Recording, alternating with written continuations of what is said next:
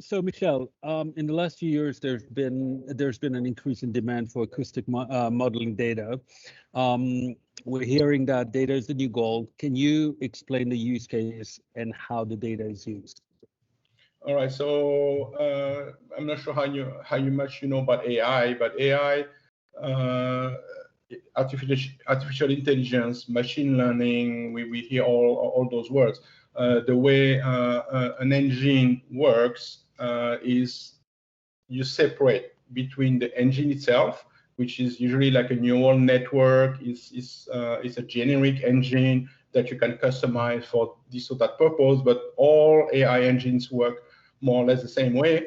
However, what differentiates an engine doing a vision for like an autonomous vehicle with from an engine doing like voice recognition is the data that you are training your engine with, right?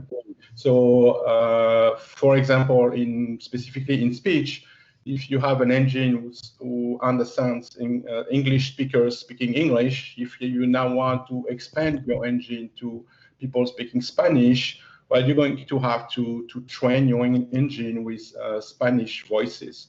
So how you do that? Well, you collect the way, with different means, voice, recordings of people speaking Spanish, and then you'll train your engine with this data. If you want, then if you want to go to refine a little bit further, maybe your engine now understands pretty well people speaking Spanish, but from the central Spain, from Madrid or from this area, and then you may notice that if somebody is from Barcelona, has a Catalan accent when they speak Spanish, maybe your engine doesn't understand that well. So the way you will improve that is by building another data set with specifically Catalan people speaking Spanish, a big variety of voices, and then you train your engine with those data. And then after that, your engine will very likely improve its recognition of Catalan people speaking Spanish. Another example I would say is like if you have an English, like a general purpose engine understanding people speaking English in the US, but now you want really to build a product around software development where you want to understand conversation between software developers speaking about software. Well, there's going to be a specific vocabulary that is used by these people. They speak in a certain way, and your general purpose engine may not understand what they are saying. So if you want that, well, the only way to get this is to get actual conversation of American or people where they are from speaking English and discussing about software. So that's once you train your engine with this data, then your engine will understand this type of conversation. Okay, so you mentioned training data. I've also heard about validation or test data. So what's the difference? Would you break that down for us and how those two sets are used? You would like to know what is the difference of the different type of data. So assuming you have already built an engine in the US that understands pretty well people speaking English, right? Now you realize, or you see in the press, or you understand that a certain population of people is not well understood. Let's say, assuming people like me with a French accent, right? How you're going to address this issue? Well, first of all, you need to benchmark your engine, right? So how you're going to benchmark your engine? Well, you're going to record people like myself and like you, Yvon, who's also French. We're going to record a lot of sample data, maybe 1 or 2 hours of sample data of us speaking English with our French accent, and then you're going to run those sentences, those voice samples against the engine, right? And then by comparing the understanding of the engine with what we are actually saying, that how we can fully transcribe before. So you compare the exact transcription of what we are saying with the transcription done by the engine, and then you grade that. So you say maybe you get like a 82%. So maybe when we speak, the engine, whichever engine we are using, understands us 82%. Now you want to improve. So this is called like a test, like a test data set. Now, if you want to improve the recognition from the engine, you're going to need to further train your engine. And now we're going to build a big data set, right? So we're not going to take only you and me, but we're going to take, we're going to record, I don't know, 500 French speakers living in the US and speaking English. So we are building now a training data set. We are going to try to build that as comprehensive as possible, have male, female, younger kids, older people with different background, educational background, etc. So to maybe some different accents, even in our French accent, so that you have like a large set of wide variety of different ways that French people speak English, whether we've been in the country for 2 years or for 20 years, the accent is slightly different. So once we have this, maybe 200, 300, 400 hours of speech, this is called a training data set. So we use this data set to further train the engine. And once this is done, then we take our original testing data set and we run it again against the improved engine. And then from the 82% we had before, that was our benchmark, maybe we are now reaching 91%. So we would have improved the recognition of people like us speaking English by 90%. And then if you want, and each company will have a target, right? So they may decide that anything below 95% is not sufficient. So that once they reach 91%, well, they say, okay, we still need to improve it a little bit more.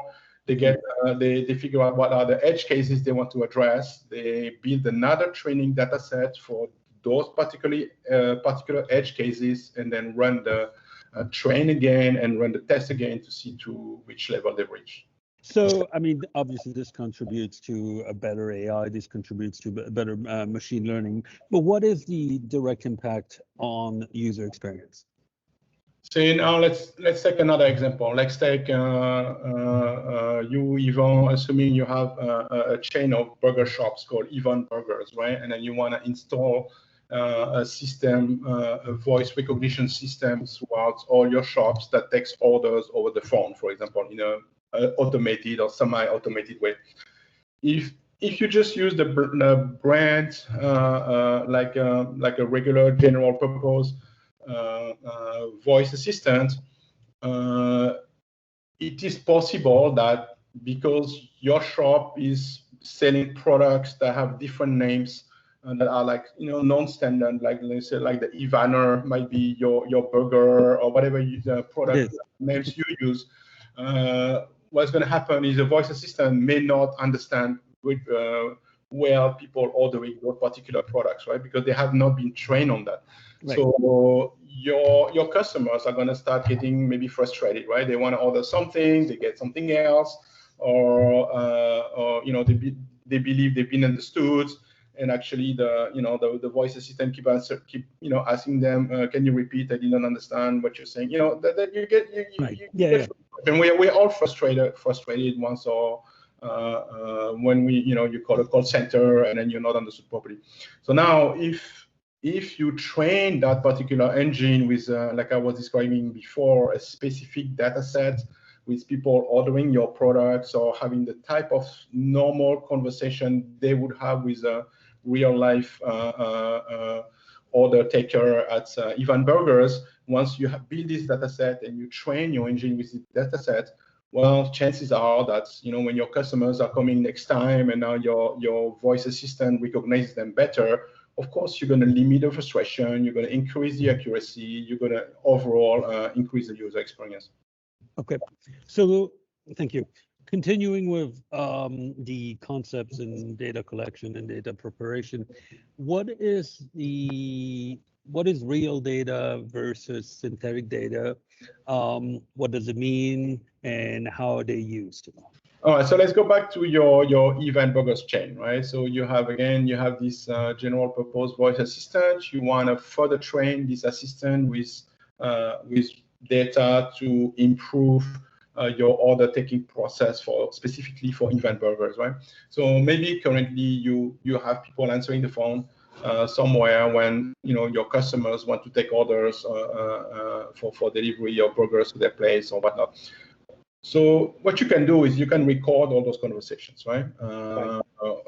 Well, first of all, you're going to have to ask the consent of the user, right, to record. And even after you do that, well, some people may not agree to be recorded. And then even if they are recorded, those data may contain their personal information, right? So what's your name? Can you give me your credit card number? Of course, if you don't want to train an engine with a credit card number or any other what's called PII, personal identifiable information about your customers, right? So now you may decide, yes, I can use those data to train. I'm going to get consent from the users to use their data. I'm going to remove all the personal identifiable information. So now we are talking now about real data that has been redacted. So where the PIIs have been removed. So this is called again redacted real data. But you may decide as a company that you don't want to do that. You don't want to go through the burden of requesting consent, removing personal information, and from your current customers. So there's another way to do that, is to build a synthetic data set. Right? So how are we going to build a synthetic data set? Well, we're gonna hire people. We're gonna they're gonna know exactly what they are doing and what is the purpose. And we're going to ask them to pretend that they are ordering event burgers, and we are going to record those conversations. So we put them together with your actual call centers, but they are not actual people ordering actual products. They're just pretending, right? So now we are talking about a synthetic data. What is interesting with synthetic data is they are not going to give their real name. This is not going to be their real credit card that they are using. So we can use the whole conversation. It's all fake data or synthetic data that we're using, and then we can use this data now to train the engine. However, there's always going to be a difference, right? So as a company providing data sets for AI, you are always going to be able to try and build synthetic data sets that are as close as possible from real life, but you're never like 100% there. One good example is like when people call centers, for example, right? And if you want to build synthetic data for call center conversations, one thing that you're going to miss in most cases is the tone of voice. Why? Because most of the time, and that's including me, probably including you, when you call a call center, not all the time, but there will be occasions where you're frustrated, right? Where, and then not necessarily the case, but, you might get a little bit angry. You may, some people may use sentences or words that they regret afterwards. So that's real data. In synthetic data, because people are at ease, they are just, this is a project for them. They're being paid to record this conversation. You're not going to sense the same level of frustration in their voice, right? So for this type of thing, synthetic data might be a little bit further away from real data.